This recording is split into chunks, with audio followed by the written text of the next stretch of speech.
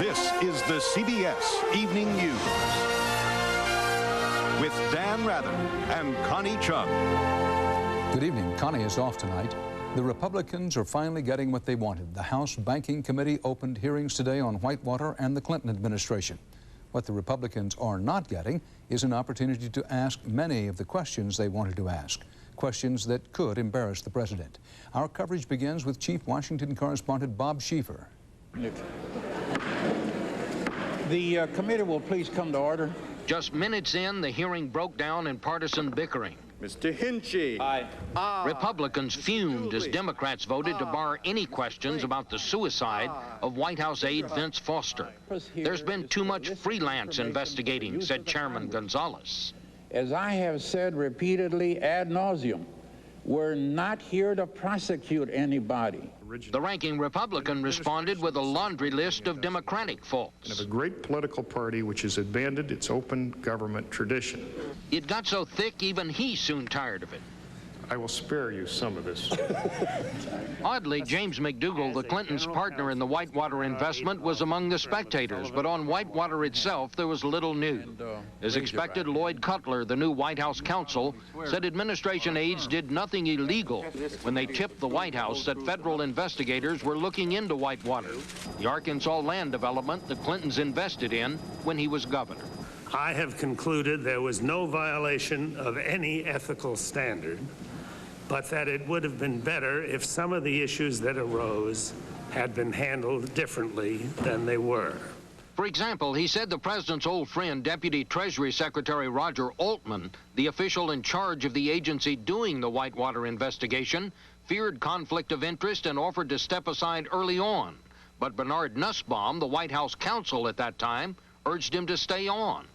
Bad advice, Cutler said. This discussion should not have taken place. But mostly it was just sniping back and forth, with Republicans demanding a much broader probe. If these ground rules applied to O.J. Simpson's trial, you couldn't ask him about the knife, you couldn't ask him about the glove, you couldn't ask him about the blood.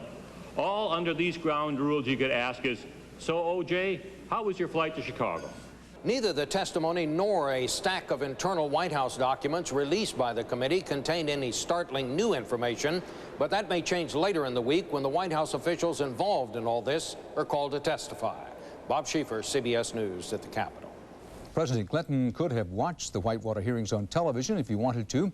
Apparently, he didn't want to. Correspondent Rita Braver joins us now live from the White House. Rita, what was the strategy there on this opening day of the Whitewater hearings?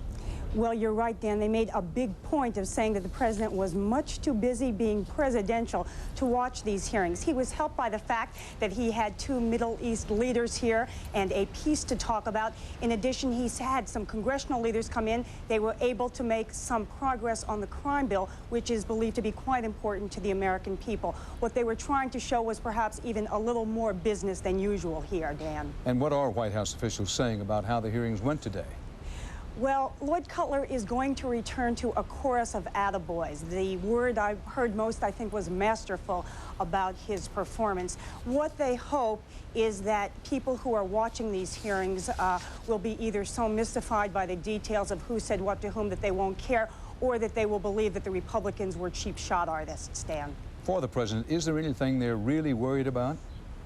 Well, I think they always have to be worried in a situation that they don't control. As Bob Schieffer mentioned, there's a panel of White House officials that's going to come up. There will be testimony from the former White House counsel, Bernard Nussbaum, who's not considered to have been quite as smooth as Lloyd Cutler.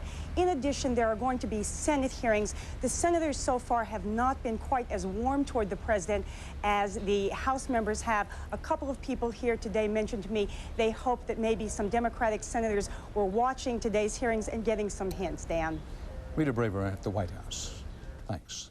Now, back to Capitol Hill, where Jordan's King Hussein and Israel's Prime Minister Rabin made some more history today. They became the first two world leaders to appear together before a joint session of the United States Congress. Both men were applauded warmly as they reaffirmed their pledge to end 46 years of hostility between Israel and Jordan.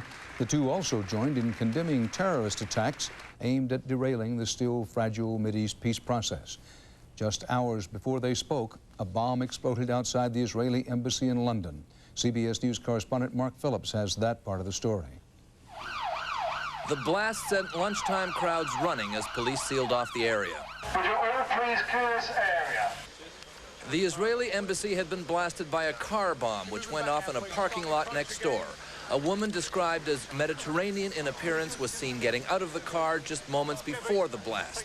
Two security officers who were approaching the car just as it exploded miraculously survived. 14 people were injured. Somehow, nobody was killed. I was on the telephone and suddenly there was an enormous bang and my ceiling just completely came down.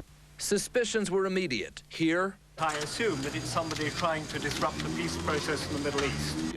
And in Washington. We face an international terror which is organized by very radical Islamic groups, and I believe they are linked to Iran.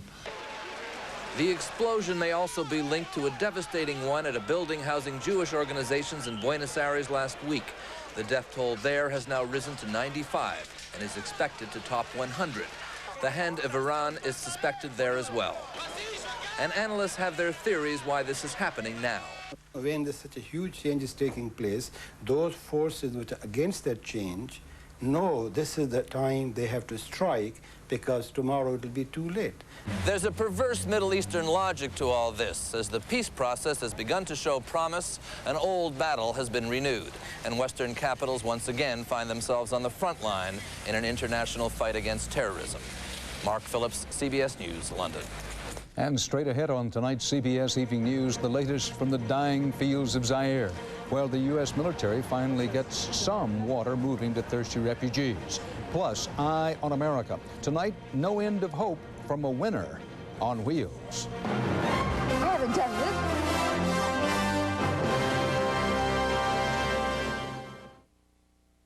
The United Nations says more refugees are heeding appeals to go back to Rwanda, abandoning the horrific camps in Zaire. Still, more than 1 million remain. U.S. military aid is finally reaching the refugees. It's too little and too late for many, but still sorely needed. Again tonight, we warn you, the photographs in Barry Peterson's report from Zaire are graphic. Okay, MPs, lead the way. And with that, Operation Support Hope was on the road. Priority 1, setting up a water purification system. I'll do it starting in about another hour. And we're rock and rolling now, sir. Check. Rock and roll and work fast. We know that we're saving a lot of lives. That's why you see everybody busting so much. And in record time, the first trickle of clean water. Way to go, said the Americans, with handshakes all around. The precious water can't come soon enough. The desperate drink anything. That's what's killing them. There's no water here. There's somewhere between 300,000 and 400,000 people in this camp, and there is no water. Each day, a grim harvest of death left along the roadside. One way to help, antibiotics, specific to this strain of cholera. Antibiotics that will be flown in soon. Flown into an airport almost at meltdown. The problem is not the runway. You can land a plane on this runway every few minutes. The problem is what to do once the plane has landed. It's got to be parked somewhere, and there's not very much space. Until there's room here, the planes have to wait up there. Some planes never land. Their precious cargo turned back. Aid agencies want the military to take charge. They're our only hope. If the Americans and the French and the Brits can't turn it around with the help of the aid agencies, then this whole operation is doomed. Sorry, those aren't our orders, said the commander of Operation Support Hope. Take over is not the right word to use. We're here to help, and we're going to assist in every way we can, and we are going to make a difference. How soon? Days or weeks? The desperate have no other choice but to wait. Barry Peterson, CBS News, Goma, Zaire. Aides to President Clinton told Congress today that the U.S. government moved as fast as it could to help the Rwandan refugees, but senators of both parties criticized the Clinton administration for failing to act earlier. As CBS News national security correspondent David Martin reports tonight, U.S. aid continues to run far behind the needs of the refugees. A water filtration system waits to be loaded aboard a military transport in California bound for Africa. Its 22-hour nonstop flight is tracked by officers in the Pentagon's Situation Room. Again, air refueled somewhere in the vicinity of Greece over the Mediterranean Sea, and then it flew straight into Goma. But it will take days, in some cases weeks, to deliver all the supplies that are needed now in Goma. Ships, not planes, are being used to deliver much of what is needed. On the last ship with equipment that we will need on there will arrive 30 days from now. The first ship is scheduled to arrive in Kenya on Saturday. But from there, it is an 1,100-mile journey overland at an estimated speed of 20 miles per hour. Agonizingly slow compared to the speed with which death is racing through the refugees. Is it too little, too late? People always ask me that question. I have only one answer for that. It is not too late for the living. The American military is the only organization in the world that can even begin to cope with a disaster so large in a place so far away.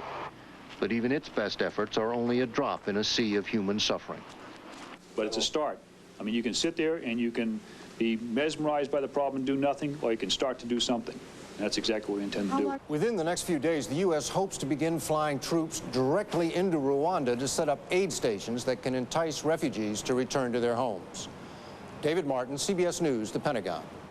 After a few months of calm, the conflict in Bosnia is heating up again. Serbian forces are preparing to block the only supply route into Sarajevo, accusing the Muslim government of using it to smuggle arms. The Serbs have also renewed attacks on the eastern town of Gorazda. NATO warplanes have stepped up surveillance flights over that Muslim enclave. Stay here with us for more of the CBS Evening News, including how many older Americans may be taking prescription drugs that are hazardous to their health.